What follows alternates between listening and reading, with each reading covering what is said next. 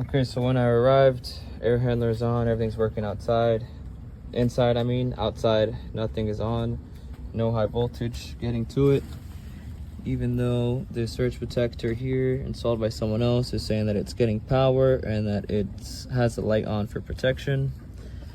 But as soon as I flip on this breaker, it immediately arcs and trips out that compressor.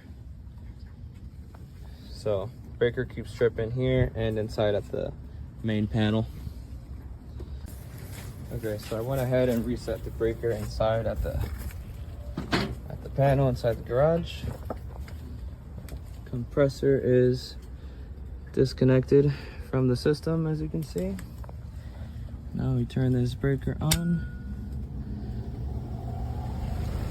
Fan turns on. Breaker does not trip. Compressor needs to be replaced.